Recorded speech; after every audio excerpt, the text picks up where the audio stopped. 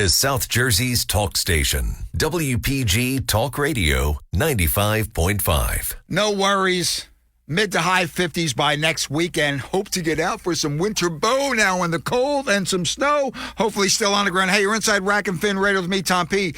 Weekend of January 20th and 21st. Quick shout out. I was remiss about this last week. Mr. Bill Collins. Met him at the Wildwood Fishing and Boating Expo. Thank you much for listening, people. We have a really jammed show coming up. And our next segment will be Jim Hutchinson Jr. talking about the summer flounder, a.k.a. fluke, sea bass, and porgy rig stripers. We'll cover that more in a couple of weeks. What is happening, man? Looking at some significant cuts, mostly going to be time element, it looks like, so far as shortening the season. If you go with this option or going at that option, size, length, what have you, it's always who knows what the hell is going to happen. But on a very somber note, listeners, I'm not one to really do this, the request prayers, that type thing. It's just not my game. But however, in this instance, because I happen to know the young lady, I've known her for years, our prayers and best wishes are, man, it just, you don't know, man. You don't know. Send it for Jesse Gillen, a bartender at one of my favorite restaurants in the entire world, the Piccadilly Inn. Currently in a coma, and we don't know what is happening there, progress, no progress, whatever, but they've started a GoFundMe page, and please, special needs son there, little Jack, it's really a heartbreaking situation. Again, a GoFundMe page, go to the Piccadilly Inn Facebook or Instagram, social media things, and find out how you contribute. It's just... man, it's just a sad thing. So it's such a vibrant, beautiful young woman. And it just shows you, man, as my lovely Dee Marie says, you're not promised tomorrow. But coming up, it's Hutch, and we're talking, upcoming regulations. Who knows what's going to be happening. Be right back. Rack and Fin Radio. Rack and Fin Radio with Tom P. WPG Talk Radio 95.5. South Jersey's talk station.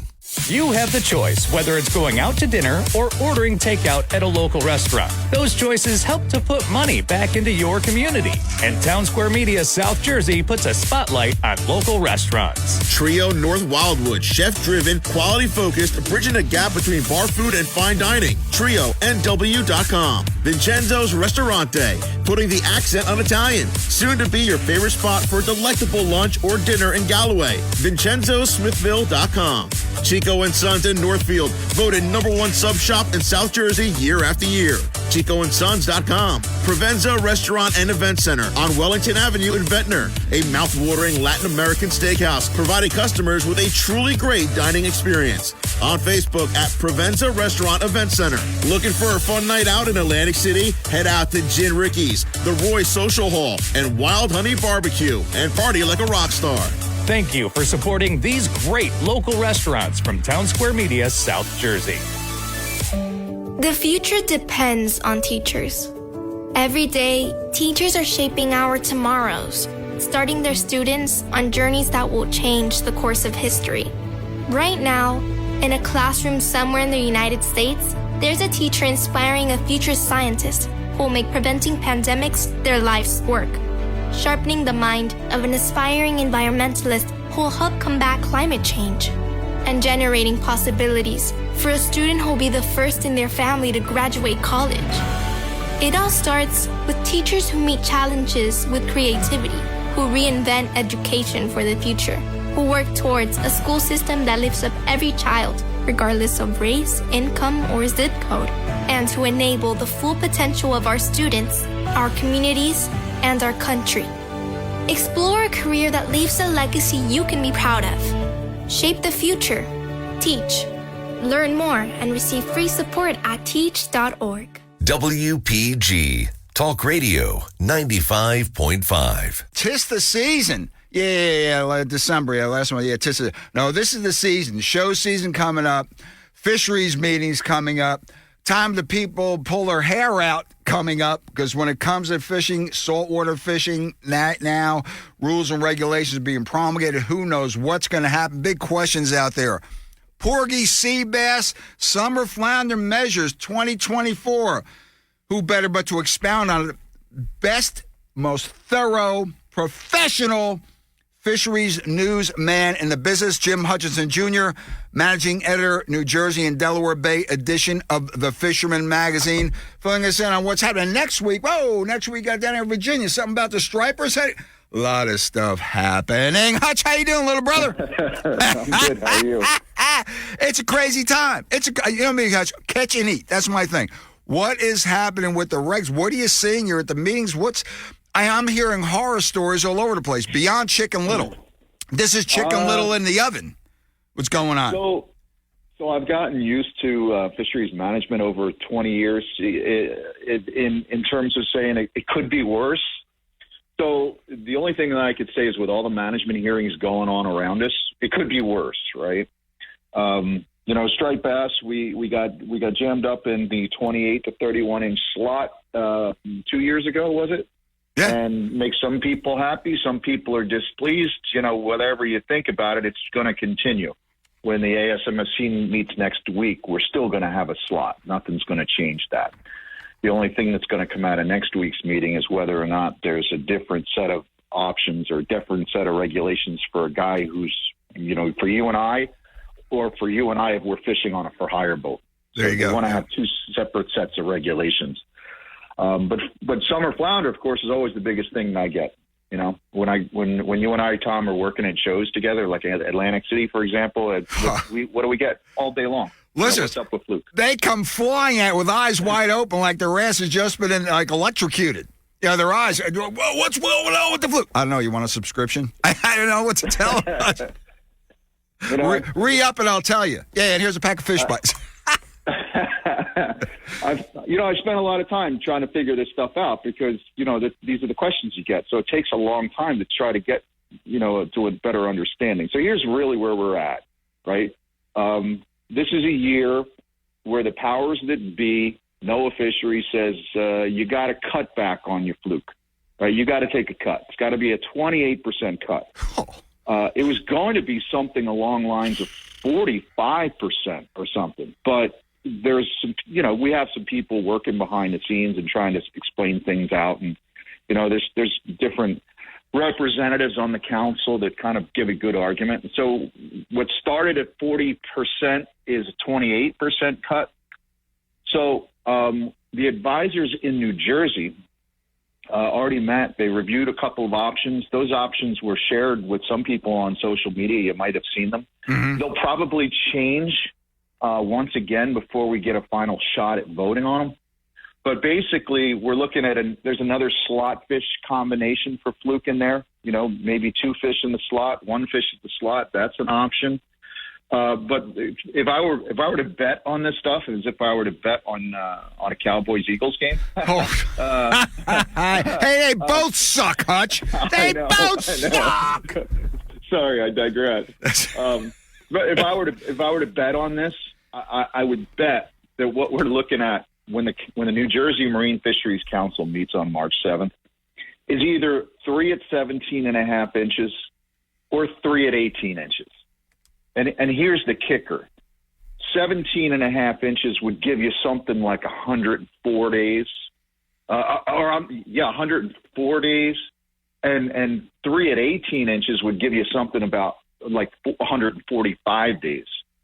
So just a half-inch size limit in terms of the way they do their formulas. Yeah. That half-inch size limit will cost you 40 days of season. Yeah. So that's the biggie, right? That's everybody wants to know about flounder, and that's what we're going to be looking at. And I just tell people that if you're really interested in having a shot at choosing, raising your hand and saying, this is what I want, March 7th in Stafford Township, 5 p.m. That's where they'll hold the next New Jersey Marine Fisheries Council meeting. And that is the most democratic meeting of the year. Yeah. People show up in unison. There's a mass of people. It's going to be, I think, Jim, it starts at 5. Let's just plan to get there at least 4:30, if not early. Right in the Stafford Bill, right across from where I get my Scissor Sisters. Yeah, right there. East Bay Avenue, people. You can't miss it. But the fluke, more than bass, more than sea bass, fluke is always standing room only, it seems, especially when you have things like this happening. I tell everybody, and I think Reggie Jackson used the term, and I've stolen it since. Fluke is the straw that stirs the drink here. It drives our season. Everything else comes after. And that's national surveys that they've done through the American Sport Fishing Association have said flatfish, flounder species, number one. And certainly through our Fisherman Magazine surveys of subscribers, we found the same thing. It's fluke first, striped bass second. Jim, again, the question always pops up, and I've spoken to biologists and marine, whatever the whole, and it's is the fluke population and that dire straits you were talking 40%, even down to 28%, are they being overfished? Is overfishing occurring? Where are they coming up with these numbers? All these years doing this program, I'm still in the dark. But I go to these meetings and I just blink my eyes, like behind sunglasses, like what's going on? Where do these come from? The biggest fact of where this comes from is from the angler effort and harvest surveys, the Marine Recreational Information Program. So, if I were sitting in front of everybody and said this, somebody's going to throw something at me. But here's the bottom line. That's vintage, Hutch. So MRIP goes out. The surveyors go out and they talk to people out in the field. Hey, how you doing? Did you catch any fish? How many fish did you catch? Can I see what's it look like? I, for one, have never in 50 years been surveyed by anybody out there on a dock. They take that information, and then they're supposed to use this angler registry that we have. That's why we have the angler registry. That's why you have to register in the state of New Jersey, so your name and number are in the system. So the surveyors from the national end can call you at home, contact you at home either by mail or by phone, and say, how many times did you fish last week, last month, last year? So then they combine all this at the end of the year. They take the effort, the phone survey, mail survey, and then they take the harvest survey, the dockside intercepts. They combine the two to come out with a number on our harvest. So if in 2022, for example, this MRIP survey showed that we were 30 to 40% over what we should have been, what the managers said our limits were going to lead us to. Wow, that's a lot. You guys are probably going to have to cut back because this impacts the stock. Yep. Because you caught 30 or 40% more, so that means there's 30, 40% less in the stock, right? Mm-hmm. There's a cut there. Mm-hmm. So that's where our cutbacks come from. That's how they do the stock assessments. The problem is, if you read in the Fisherman Magazine, I think it was last September, NOAA Fisheries has acknowledged that their MRIP survey may be off and may be overestimating effort by as much as 40%. 40%. Right. Hutch, that was a blistering editorial, by the way. That was more of an article than anything else. Yeah. People called it an editorial. I sat in on I got clued up. Somebody teed me off about the conference call, and I showed up, and in the queue I raised my hand, and I got to think there must have been a blank look along the federal bureaucrat side saying, who let Hutchinson in? Yeah. And it was really just a news story, Tom. That's staggering news. So that's really where that information comes from, is the stock assessments use this data, trawl surveys that they do every couple of years, but it's that data that's used to punish us. And that's where I think the disconnect is, and that's where I think this system is still flawed. But one thing I would say, and this is the most complex thing, and I've written about this in The Fisherman, there's something called the Recreational Reform Initiative, which is trying to level off the deep cuts. We're never going to see the highest peaks, but we're never going to be spending time in the lowest valleys either. This thing is supposed to try to normalize this stuff, right, and keep a standard for a couple of years. That's what saved us from getting a 40-something% cut to a 28% cut fluke this year. So folks are trying to manipulate or trying to fix the system little by little, but it's a hard run. This is March 7th. March 7th. That's when we'll have our shot. East Bay Avenue. Again, Black sea bass, no change in black sea bass. Porgy, we're going to get a little bit. We're actually going to get a little bit more time back from last year when they cut us down half the year. So it's actually going to be okay. But what about? Don't the Scup have a 10% cut inbound? They do, but keep in mind, last year NOAA Fisheries shut down the porgy fishery in the middle of the year. So they cut us down. So being able to come back was a matter of saying, okay, let's pretend the whole season is open and available, and now let's take a 10% cut. So now you're looking at like what they're doing is like a winter through late spring and an early fall through winter. So maybe we lose the porgy fishery during the summer months, but heck, we've got fluke, right? So. In the sea bass status quo, here's the thing, Hutch. Less registered boats, or whatever, less fishermen, whatever, less this, less that, less this, or that. In your heart of hearts as a newsman, fisheries newsman, do you see it ever getting above 3 fish of any size when it comes to the flounder? Are we stuck at the tray mark? 1, 2, 3. I mean, just 3. There you go, 3. I don't know. That's a really good question. I feel like I don't know. Man. I don't. That's a really good question. I can't see more than 3 ever. It's sort of like we had a conversation at the office recently. We're talking about the winter fishery. And years ago, Tom, you remember this, the Fisherman magazine produced 50 issues a year. Yeah. 50. I used to take 2 weeks off. And those 2 weeks off were spent just trying to get everything together for the new year. 50 issues a year. Right. And then Jane Lubchenco came in as NOAA administrator in the Obama administration. They shut the black sea bass fishery down in the middle of the 2009 season. And then we never got our winter fishery back. The Fisherman magazine is back to 38 issues now because there's no winter sea bass fishery. And this year there was no winter porgy fishery. There's a part of me that thinks that NOAA Fisheries is just trying to make things easier on themselves. Right. So to answer your question, I thought I'd have a sea bass fishery back again by now in January and February. I would have been wrong about that. Yep, not happening. I remember a softball interview. I don't want to mention the publication with Lubchenco when she was brought on board. And I said, so much for a tough question here or there.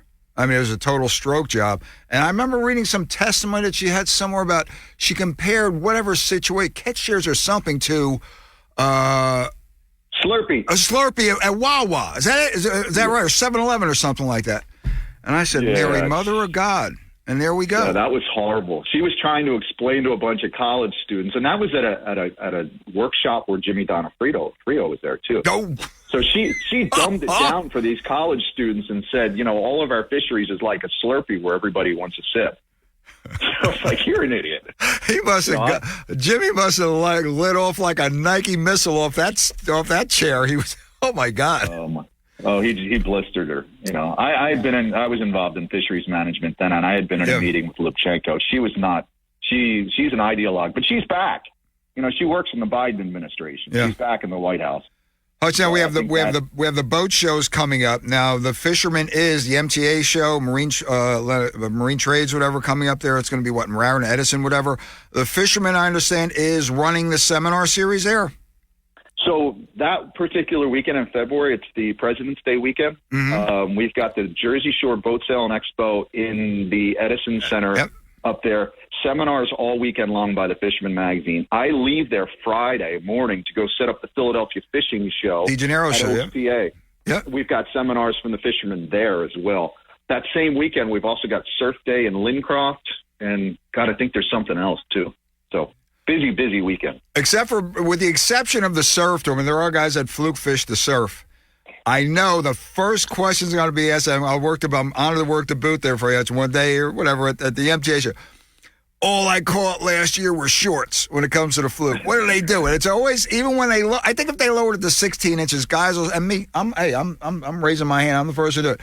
Bitching about all I do is catch shorts. So I'm preparing myself for that. It's all relative to where you're fishing, right? When you're fishing, how much fishing you do. Yep. If you're able to get out just on a Saturday and you've got a little skiff that never leaves the bay, you'd probably want a smaller fish, and you want to be able to get out there in the spring.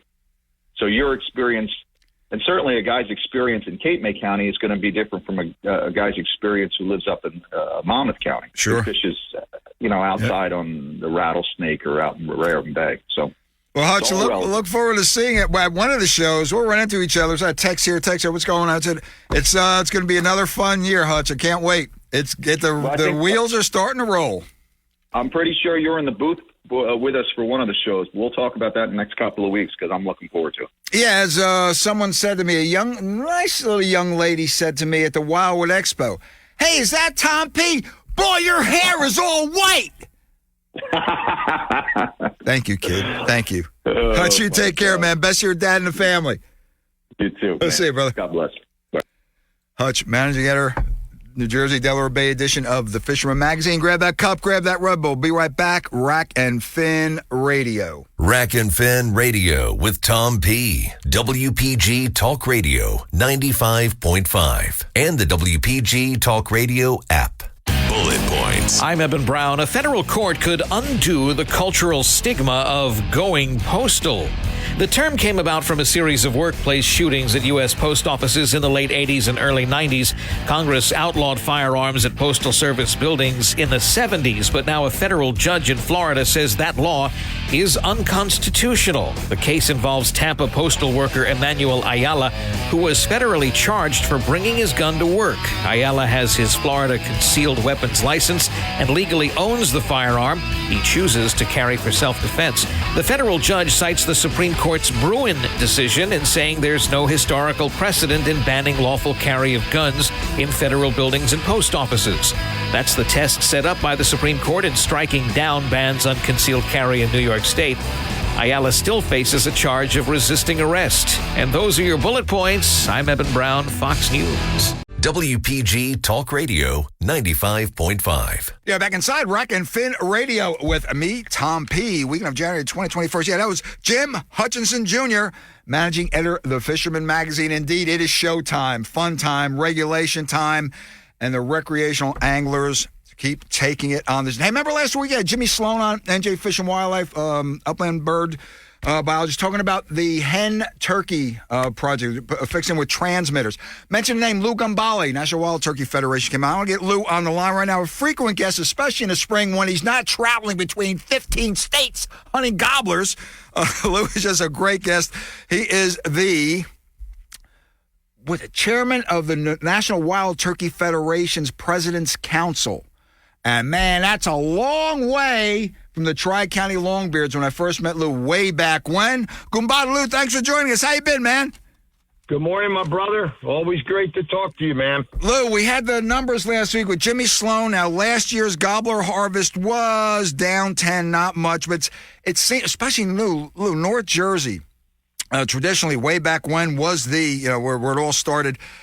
And you read, I see what's happening in Pensy in South Carolina, North Carolina, the Midwest, the different turkey flocks, different states. It seems, is it an overreaction on my part, Lou, or are turkeys on pretty much a nationwide decline, besides the suburban birds that attack the mail carriers and grandmas with the kids, waiting for the bus? What do you see happening, and what's going on in Jersey? Well, the bad news is that across the country, there are varying levels of declines in our populations, in some areas quite significant. The good news is that our Fish and Wildlife Services have pulled the fire alarm, as well as the National Wild Turkey Federation. So I will tell you that while we sit and talk right now, there's no silver bullet, or else we'd fix this thing quick.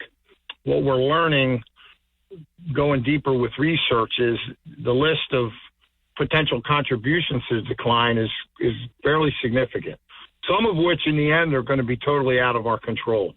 Things such as weather, right. Weather, untimely weather during our spring hatch obviously can affect the success of a overall hatch and survival significantly. I would always put habitat at the top of the list.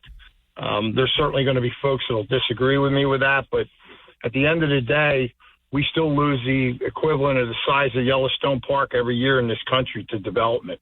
Lou, let me interrupt just a second. Not to be rude, but that's me. It's Tom P. P stands for rude in that context, people. But just going down the turnpike recent years, where there used to be turkeys all over the place, so the number of pad sites, hundred acres of all these pads of warehouses. What is going on? That's what I'm saying. The turkey count downs are down there. The numbers are down there. There's nowhere up for them to go.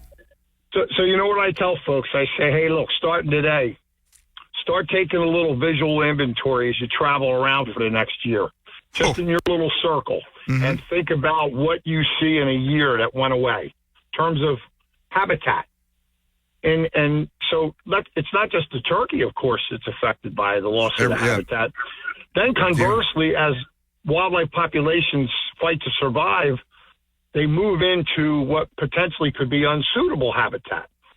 So, unsuitable habitat is all you're going to get there is you're going to get a decline in populations of species that are going to die back to call it a managing level. And let's face it, today's hunters and fishermen, they want numbers. That's what they want. They want numbers. And, sure, it's great, but at the end of the day, as the habitat goes away, so do a lot of our species. But I would also tell you, the problem's much bigger than that. We've uncovered through research, we've got a measurable amount of hens that decided each subsequent spring to check out from breeding. I'm not sure anyone really knows exactly why that's happening yet. Whoa, Mr. President, Chairman, whatever. What did you just say? Well, so if you go back prior, let's just say, go back 5 years ago, the consensus was when you saw a hen during the spring that didn't have poults, your thought was that a nest raider like a raccoon or something took the eggs and or the poults were killed from a host of things such as weather or predators or whatever. Right. And that was it. It was she had poults, but she doesn't have them now. What we know now is that there are just hens that aren't breeding. They're not going to nest and they're not laying eggs. So simply put, if you got a harem of, let's say a drove of, 7, 8, 10 hens and you got your dominant gobbler, and hopefully you have your dominant gobbler, the idea was he bred them all. And what we know now is that either he's breeding them all and they're not all laying eggs, or some of them are just deciding they don't want to breed, and we're getting a smaller percentage of hens. You're starting to hear this term across the country, super hens, which that comes from the idea that there's a percentage of hens that breed every year through their maturity and always bear hatches, where others, for whatever reason, don't. But it further, muddies the water, if you will, on understanding what's the key drivers of our decline. And look, the research, I think, will begin to get at that, because with the GPS tracking, we've got, if you hear the name Dr. Michael Chamberlain down south, he's, in my opinion, the leading authority on our wild turkey right now. And a lot of the metrics that we're using for research have come out of Dr. Chamberlain's camp, and he's running point, I think, in a lot of these research projects. We're blessed to have a guy like that with that much passion to get behind this. So we're going to learn a lot. I tell you, I factor in disease, Tom. LPVD is another disease that lymphoproliferative disease, which we're beginning to find is more prevalent now in the birds than we thought. So through this research, and I know Jimmy probably talked about this, blood samples, we've got the Penn State and UPenn running point on the research. I'll tell you, I'd be remiss. I'm very happy with our NJ Fish and Wildlife team. I think a lot of Jimmy, himself and his team, they got a lot of passion. Yeah. They really do. And I tell you what, when you get out with them and you work with them, let me tell you, a lot goes into this project. It really takes a lot of work, a lot of pre-work, a lot of work during, and a lot of post-work to make this thing work. So the good news is, Tom, the work is on. It's game on right now, trying to figure this thing out. And we're gonna keep hammering away at it. You talked about this before. Seasons are changing across the country. We're trying to push seasons back where necessary. Let me interrupt you for a second, again, because I just mentioned that to Jimmy. And my thing with you, Jimmy, off the air, my thing to you is now in South Carolina, talk about the season opens too early in the spring. Will there be chance of curtailing hunting as again, for lack of a better term, as a predation factor? I mean, cutting seasons in half or whatever? Is hunting under the gun, pun intended? It's on the radar screen. I mean, it's one of those things that I think Fish and Wildlife would hope not to do. I mean, look, revenue counts in the big picture, but, without species, you don't get the revenue anyway. And Lou, I will say hunters are the true conservationists. We see a threat, it's not like with the quail and the ruffed grouse. And stop with no hunting. That's it. That's right. Right. So, again, that's walking the fine line. Again, the white-tailed deer, greatest success story. Wildlife management. Turkeys were right there, greatest success story. Listen, now there's a bit of a slide, and we're trying to address it. We're speaking with Lou Gambale, chairman of the National Wild Turkey Federation's President's Council. Lou, we're up 2 minutes up against a hard break. You want to give a plug into the Wild Turkey Federation? Go. Oh, hey, listen. We need you to join the flock. At the end of the day, go to either NJ, NWTF, or our national site, NWTF.org. Join our flock. Every dollar counts. We're very proud that we were able to contribute monetarily to this research project here in New Jersey. And collectively, without those dollars, we can't get a lot of this work done. So a simple membership is not going to break the bank. I can guarantee you that we are a full-scope conservation organization. We're looking out for the big picture across the country, and that's why I'm so passionate about being a member of it, because 88 cents of every dollar goes to the mission. That is amazing. That's a great return, listeners, on the investment. National Wild Turkey Federation. We have Jersey chapters, too. We have local chapters as well. Lou, thanks for joining us. Godspeed. Hope to see you this spring, brother. Love you, brother. Thank you. Take care, man. Hey, Brajol and Ronies. We got it going. Yeah, amen. Take care, man. Bye-bye, brother. Lou Gambale was a great guest. Grab that cup, grab that Red Bull. Be right back. Rack and Fin Radio. Rack and Fin Radio with Tom P. WPG Talk Radio 95.5. Fox News, I'm Chris DeMeo. President Biden signing a bill Friday averting a government shutdown. Today we get some good news. We just signed a bill to keep the government open. The measure extends two funding deadlines that go to early March. Actor Alec Baldwin again indicted on involuntary manslaughter charges in the shooting death of a cinematographer on a movie set. Baldwin denying pulling the trigger. There are many experts who would say that gun cannot fire without a trigger being pulled. Then there'll be the questions, of course, of why and how did that live bullet get into the chamber of that weapon. Fox's Jonathan Hunt. Baldwin could get 18 months in jail. A prosecutor convenes a grand jury to review evidence in a mass shooting in Uvalde, Texas. 21 people were killed. America's listening to Fox News.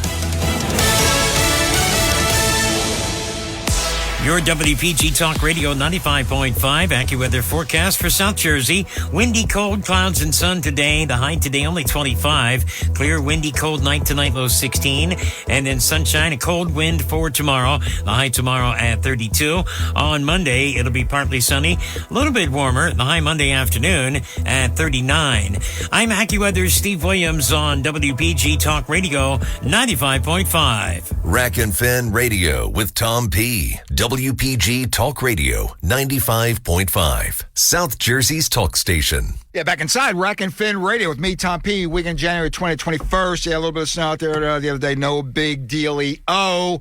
As Hutch said, man, it's showtime. It is showtime. And mark your calendars coming up in a couple of weeks. February 3rd, Resorts Casino Hotel and Ballroom, 1133 Boardwalk in Atlantic City. The return of the Saltwater Sportsman Seminar Series to New Jersey with the great George Poveroma. A little teaser right now, folks, because he's probably on the water fishing somewhere.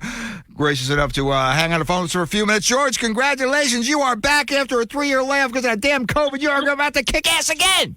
Sorry. Well, yes, we are, Tom, and I'm not fishing. I'm in Wilmington, North Carolina, getting set for a seminar here, and we're seminaring, and yes, year 37. Wow, George, 37. 37 years. You believe that? We did 3 years on television because of the COVID to keep the continuity, and then we're back on the road. We just knocked off Fort Myers. We did Destin. We're at Wilmington, North Carolina today, Florida Keys next Saturday. Then we come to one of my favorite stops, AC Jersey. And George, you have said, and listen, George is as honest as the day is long, man. He says Jersey has some of the best anglers, saltwater anglers on either coast. including the golf. George, our guys and gals kick ass, do they not? There's no doubt about it. I love intermingling and fishing and talking about it because you guys that are out there are some of the best offshore guys around. They could run with some of the best out of South Florida. Well, in fact, a lot of South Florida guys are transplanted from Jersey guys to begin with. I know. Yeah, listen, we're going to get George's going to be on next week. A whole section on that show. It's going to be super on the seminar series. But it's a great lineup of Captain Cordelli, Mikey Villanova, Steve Perul, Tommy Daffin, among the great bunch of panelists. George, you covered the colleges. Shout out to Kyle. You covered the bases with this roster, my brother. Nikki Honachevsky. Oh, you got it all. We do. Hey, the brand new textbook to celebrate the new seminar, all the goodies, and also just to get out there, where you already went over 300 pre-sold tickets already for Jersey. We're 2 weeks out, so if they're thinking about getting tickets, they better hurry because it's going to be a barn burner. Listen, the $65 comes with a bunch of stuff. You're going to walk away with easily $300, if not more, of product, plus the door prizes. George, we're going to get you on next week. Get back to setting up. Again, George, what are the times of the show? Seminar 9 a.m. until 3 p.m., 1 hour break at noon. And then for seminar attendees, there's an after-seminar party at Bass Pro Shops in Atlantic City that starts at 4 and runs until 7. But our seminar will be at Resorts Grand Ballroom. Okay, George, find out more about the seminar series and to purchase tickets. Give the site. Go! NationalSeminarSeries.com. NationalSeminarSeries.com. George, it's going to be super. Looking forward to seeing you there. Listen, you'll hear me coming in the hallways. Now you'll hear me out there in the parking lot. Oh, hey, I'm expecting to hear you coming through the parking lot, and we're looking forward to hearing all the F-bombs you guys are so fondly throwing up there. George, it's the Jersey heritage. Come on. I'm loving it. You know what the bleep we're talking about? 100%. Everyone thinks I'm from Jersey anyway. When I come up there, they don't know I was born and raised in Miami. They think I'm from Jersey somewhere. You could be from North Jersey or you could be from South Jersey. You're there. George Provo, listeners, a couple of weeks. George, we'll see you. Take care, man. Bye-bye. Hey, Bill, I have so much fun at the. I just sit and learn, and you learn, and you learn, and you learn, and he has some of the best. When I used to have the Suffolk account, I did 4 or 5 of these around the country, and incredible anglers out there. But Jersey has some of the best. Go to the site, you'll see the full lineup. We'll get more into that next week. Coming up, our next segment, Joe is George. Don't forget also is great saltwater fishing with George Poveroma TV series. Next segment, saying goodbye to an outdoor TV icon, speaking with his son. It's just the industry lost a giant. Okay, be right back. Rack and Fin Radio. This is South Jersey's talk station, WPG Talk Radio 95.5. It's a new year. It's a new day. Save all month long at Matt Blatt Mitsubishi every day. So if you're currently stuck in a loan or lease, Matt Blatt Mitsubishi wants to get you released so you can celebrate this new year and get you into a brand new Mitsubishi Outlander or Eclipse Cross SUV, both with 0 down and 0% APR financing for 60 months. Have a job clearing $450 per week at Matt Blatt Mitsubishi, you're virtually approved. And only Matt Blatt Mitsubishi has a 4-day love it or leave it return policy. So if you're worried that your credit will keep you from getting a new ride, Matt Blatt Mitsubishi wants to finance your future, not your past.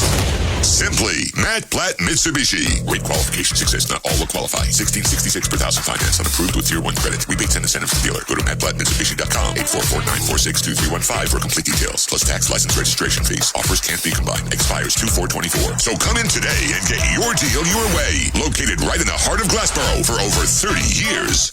If you love to travel, Capital One has a rewards credit card that's perfect for you. With Venture X, earn unlimited double miles on everything you buy and turn everyday purchases into extraordinary trips. Plus, receive premium travel benefits like access to over 1,300 airport lounges where you just check in and chill out. Open up a world of possibilities with Capital One. What's in your wallet? Terms apply. Lounge access is subject to change. See CapitalOne.com for details. Jim Gaffigan here with some more Straight Talk. Now you can get a Walmart Plus membership, plus not pay for it, because it's included with Straight Talk wireless plans. You get free delivery with Walmart Plus a Paramount Plus subscription included. Plus, you pay less for gas. That's a lot of pluses. Only Straight Talk gives you unlimited 5G data and Walmart Plus included on select plans for free. Straight Talk Wireless, available at Walmart. Requires service on Gold or Platinum Unlimited. One offer per eligible account. Paramount Plus Essential Plan only. Separate registration required. Additional terms apply. Rack and Fin Radio with Tom P. WPG Talk Radio 95.5. South Jersey's talk station. Hey, you're back inside Rack and Fin Radio with me, Tom P. Weekend of January 20th and 21st. We're wrapping it up with our final segment. It's sort of bittersweet for me in that the passing of one of the icons in the outdoor hunting, fishing, adventure TV biz. Longtime acquaintance, met him in 1989 in Las Vegas at what was then known as, it was the last year, it was known as the AFTMA show, American Fishing Tackle Manufacturers Association. And as I said before, it became ICAST. Guy had fire in his belly and fire in his eyes at like a 10-alarm blaze. I mean, this guy was he was the epitome of enthusiasm and commitment. I found him just an interesting fellow. His name was Buck McNeely. Had a TV show, just started a show a couple of years earlier, The Outdoorsman with Buck McNeely. Well, people, it's come to be, I guess, still the largest syndicated outdoor show. It's not just hook and bullet. There's hunting naturally, but tourism, environment, conservation. And I remember, Buck, we tried to get together to do a Rack and Fin Radio segment over the years. It just never happened. Buck's busy. He's out of Cape Girardeau, Missouri, home of Rush Limbaugh. Yeah, Rush Limbaugh. Buck was, he was just larger than life, an incredible guy. And I'll never forget when he told me the family was expecting a boy. I said, it was again one of the shows. We'd see each other in passing. He was a shot show, like whatever. He was a whirling dervish. He was everywhere. I said, do you have a name picked out? Max, he said. Max, as in Max, Maximum, Maximilian, Max. I don't know, and over the years, Max grew into the gig, and he and his dad were all over the world. And just, it was just a pleasure and an honor to know him. Again, Buck and I would talk Argentina. My Dorado fishing down there and doing some dove hunting, him hunting up red sack and dove and waterfowl. He was a true adventureman, and his TV shows just bore that out, and the enjoyment and the pleasure and the commitment to excellence, and his commitment to, again, environment and conservation towards and family. Speaking of family, again, Buck, I was going to see you on the other side, brother. You know that. A couple of weeks ago, I was floored. My lovely Dee Marie came in the office and said, "Babe, you're all right." I was floored by the news of Buck's passing. Well, his son, Max, very special guest on the Rack and Fin Radio line right now for a few minutes, it's sorrowful, yes, but just to talk the strides, how Buck impacted especially the hunting end of the TV industry. Max, it's a pleasure to have you, little brother. Wish it was under better circumstances, but I know your dad's saying, let's go kick some ass, brother. How you doing? Hey, man, I'm doing good, man. Just keeping the fort going here and living large as he would. Max, your dad was, as I said earlier a few minutes ago, it was larger than life. His zest for life, he was a businessman above all, but he's a family man above all else. Getting you, your brother Rex, into the outdoors. You went to that a little bit because now you're taking over, the show, correct? Outdoors with Buck McNeely is now in your lap. Am I right? Yes, sir. I'm the one wearing the crown now. Max, you were a big part in the recent years, a big part of this show's success. This is a big load to carry. But back to your dad. Growing up, was he always like when I would see him at the shows or talk on the phone, coming right at you? Was he like that at the home front? Oh yeah, he was always in your face, and you can't avoid that loud booming voice he always had. But he was always a good dad. He'd always be there with a good stern lesson or a good funny joke. He was always there for it. Max, getting you involved in the hunting, fishing, camping, the outdoors in general, about what age and how did that progress? And to getting into being an integral part of the success of the Outdoorsman with Buck McNeely? Well, he started taking me fishing with him, of course, when I was a kid, and deer hunting. My first deer was at 11 years old in Alabama, and I always grew up with an interest in filming and editing and all that, and kind of taught myself a little. Then I went to school for a couple years to fine-tune it even more, and a year after my graduation, I was ready to travel the world with him and really, really dive deep into the whole world of hunting and fishing for television. And travel the world, both of you have done. Listeners, it's amazing that. Are these episodes archived? I mean, how many stations are you guys on now? 300, 400? It's the largest syndicated show still, correct? Yeah, largest syndicated outdoors program. We're on over 500 TV stations across the nation and globally. Max, I know the family, it's a tough time still. Buck can never be forgotten, but in keeping this show going, again, I hate the cliche, you have big shoes to fill, but you do it. I know you're up for the challenge. His dream for the future now, before his passing, what were you guys planning? Not to let the cat out of the bag, but even bigger and better things, which I find pretty tough to do from what you guys have done already. Oh, yeah. We always had stuff in the works, you know. We were planning on going to Ireland and Scotland, possibly, doing some hunting there. That's kind of our ancestral ground, so that's always been a bucket list item we wanted to do. I'm going to have to do that in his honor now because that's always what he wanted. Hey, let me interrupt you for a second. You get to Scotland, and you hunt those capercaillie, the other version of grouse. If you miss, they come back after you. Those birds are pissed off, man. Yeah, I've heard that, yeah. They're pretty nasty. Well, Max, your dad was, listen, he wasn't just, he was always involved in film. I guess he went to college from California. He went to college and got into the videography and a whole bit. But check this out. How rounded was Buck McNeely?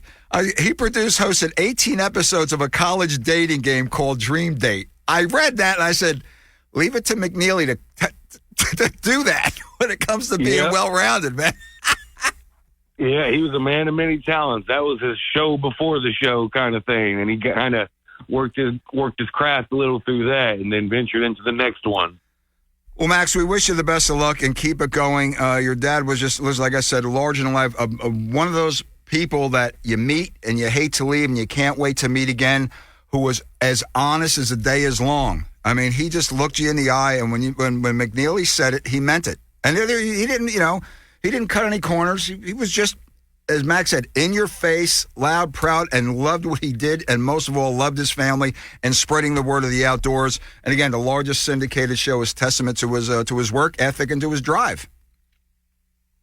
Yeah, that's just who he was. Whatever he did, he was balls to the wall at it. Whatever it was, he never knew what taking a day off was or taking it easy. He knew how to put that effort into it, and it paid off more often than not.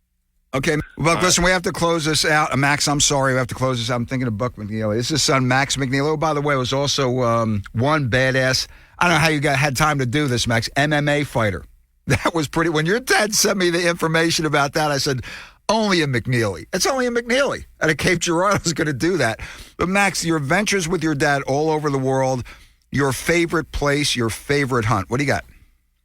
Probably Africa overall, man, especially all the big game. The Cape Buffalo was his favorite to hunt over there. They call it Black Death for a reason. And when I got my first Cape Buffalo in 2011, he was tickled pink to welcome me to the Buffalo Hunters Club. And it was a real special moment there, for real, because that's intense. That's intense hunting. Well, Max McNeely, we wish you the best in continuation of the show. Buck McNeely passed, untimely passing. A few weeks ago, the outdoor industry lost an icon, lost a mountain of a man. Maybe not the tallest, but just in spirit. Unbelievable. Midwest boy, California boy, Midwest boy on his own. Did it with great family support. Well, Max, we wish you the best of luck. Hopefully, hey, tell you what, Lake of the Ozarks. Let's go bass fishing, Sunrise Beach. Got a place. You want to go? Hey, let's make it happen, man. I'm down. Either that or tiger fish in South Africa. What do you think? Oh, I can definitely do that too. That always be fun too. Max, last thing again, people want to get into the outdoorsman with Buck McNeely. Tune in where? What's the deal? Check with your local stations. It's all over, or get with us on Facebook, Instagram, Twitter. We'll be figuring out all that information in the time's coming. Now, when you release his autobiography, High Adventure Tales of a Guerrilla Producer, you're coming back on Rack and Fin. You got that? Oh, most definitely. We got to be promoting the hell out of that book because the fans deserve to read it. They'll dig it. Take care, little brother. Be good. Be safe. Happy New Year. Talk to you soon. Same to you. Live large. Do it. Bye. You are not promised tomorrow. Hey, that'll do it for this week on Rack and Fin Radio with me, Tom P. Get out there and enjoy. Winter bow season still going on. It's a lot of stuff happening out there. A little bit of snow, no big deal. A lot of stuff happening. Get out and enjoy. And above all, unwrap each day like a precious gift that it is. See you next week, Rack and Fin Radio. Join Mark Patrick Seminars and stop smoking now without cravings, irritability, weight gain, or your money back. Totally changed my life. It's amazing. I don't have any cravings. You want to quit, but have found it impossible? This is the thing for you. I have absolutely no cravings. It's the darndest thing I have ever seen in my life. It's not for entertainment. It's for results. Do it. It works. Period. You've tried everything else. You need to come and try this. Early bird special, only $49.99 guaranteed. Because don't just cut down, but stop smoking. In addition, lose all the weight, 100% guaranteed with Mark Patrick Seminars. Let hypnosis destroy unwanted cravings and lose the weight. Seminars are Thursday, February 15th at the Hampton Inn in Absecon. Weight loss seminar, 5:30 p.m. Stop smoking seminar, 8 p.m. Or Saturday, February 17th at the Shore Club, Cape May Courthouse. Weight loss seminar, 11 a.m. Stop smoking seminar, 2 p.m. Sign up at markpatrickseminars.com. Dr. Trudy Fleer here with the 5G Home Recovery Podcast. Let's talk about something called T-Mobile Home Internet Lite. What is light internet and who approved that idea? Internet Lite is almost like 5G internet, but once you download a few video games or movies and hit your cap, you get throttled to dial-up speeds, like from the 90s. Bogus. You don't have time for that. You need robust, fast, reliable internet. You need Xfinity. Learn more at xfinity.com/TMOFAX. Now through March 20th, new customers can get internet on the Xfinity 10G network for just $25 a month for 12 months. You can save $120 over T-Mobile 5G home internet in your first year. Go to xfinity.com/TMOFAX, call 1-800-XFINITY, or visit a store today. Requires paperless plan and autopay with stored bank account. Restrictions apply. Equipment, taxes, and fees extra. After promo, regular internet rates apply. Compares Xfinity Connect More 200 megabit internet to T-Mobile 5G home internet. Actual speeds vary. If you're a contractor interested in doing lead-based paint hazard control work, there is an opportunity to take part in New Jersey's lead remediation and abatement program. Governor Murphy has committed $180 million in grant money to allow eligible community-based groups to hire qualified contractors to conduct lead-safe repairs in residential units in our state. To learn more, visit leadabatement.nj.gov.